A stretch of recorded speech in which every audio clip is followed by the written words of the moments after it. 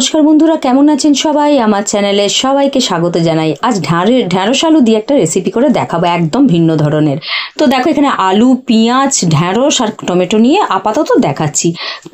তেল দিলাম কড়াইতে, তেল দিয়ে ঢ্যাঁড়সটা হলুদ আর নুন দিয়ে একটু ভেজে নিয়েছিলাম। ঢ্যাঁড়সটাই মেনলি ভেজেছিলাম, ভীষণ লাল মতন হয়ে যায় বলে ওটাকে একটু ঢ্যাঁড়সকে একটুখানি হলুদ নুন দিয়ে ভাজলে যেটা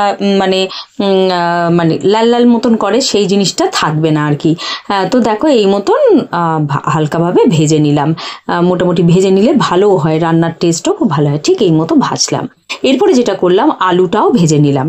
যে পরিমাণে আলু নিয়েছি, সেই মতন যেরকম যার প্রয়োজন হবে সেই মতন নিতে হবে। 3-4টে মতন আলু নিয়েছিলাম। এবার আলুটাও ভেজে নিলাম এই মতো।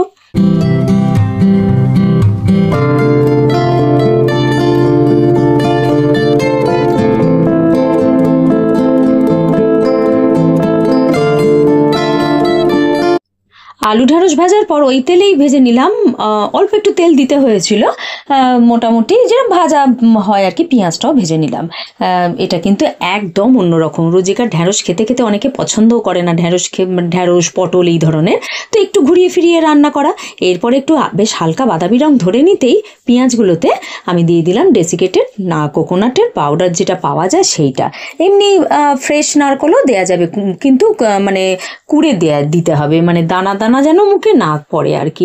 দানা দানা বলাটা ভুল হলো আমার, গোটা গোটা যাতে না পড়ে। দেখো, এরকম ভেজে নিলাম। তাহলে ঢ্যাঁড়স, আলু, পেঁয়াজ আর এখানে হচ্ছে কোকোনাট যে গুঁড়ো ভেজে নিলাম। এইবার আবার ফ্রেশ একটা কড়াতে আমি তেল নিলাম।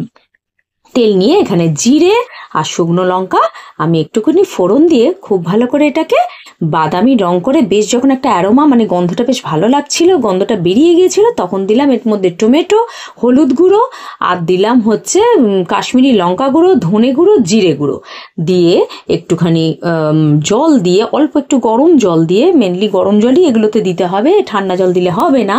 এটাতে দিয়ে বেশ ভালো করে একটু কষিয়ে নিলাম, ঠিক এই মতো।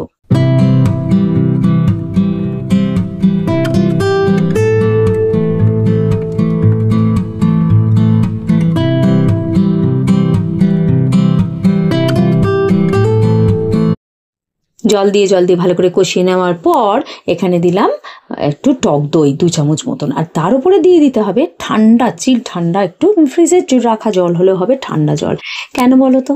ঠান্ডা জলটা দিতে হবে এই কারণেই, নালে না গরম কড়াইতে সেই কড়া বন্ধ, গ্যাস বন্ধ করো, কড়া যে উপকরণ মশলাগুলো দিয়ে আমি ঠান্ডা জল দিয়ে এটাকে দইটা দিয়ে কষিয়েছি, ছানা ছানা কেটে যায় ভীষণ।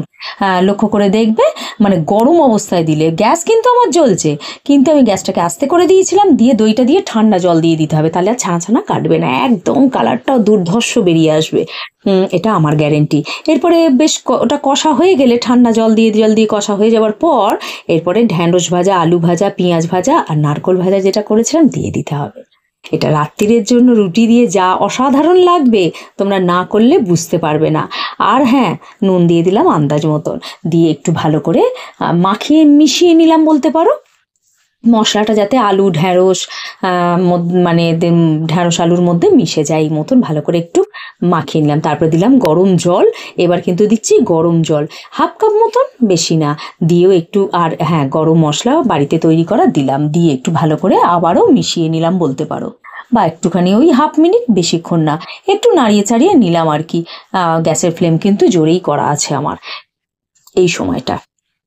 তো বন্ধুরা, এই মতন করে নিলাম। এরপরে দিয়ে দিলাম ভর্তি করে জল, 2 কাপ মতন জল, গরম জল কিন্তু, ঠান্ডা জল না। দিয়ে চাপা দিয়ে দিলাম 10 থেকে 15 মিনিট। ব্যাস, 10 থেকে 15 মিনিট পরে চাপা তুললেই, বেশি ঘাঁটাঘাঁটির দরকার নেই। ঢ্যাঁড়স ভীষণ নরম প্রকৃতির ভেজিটেবল, তো তাকে বেশি নাড়াচাড়া না করাই ভালো।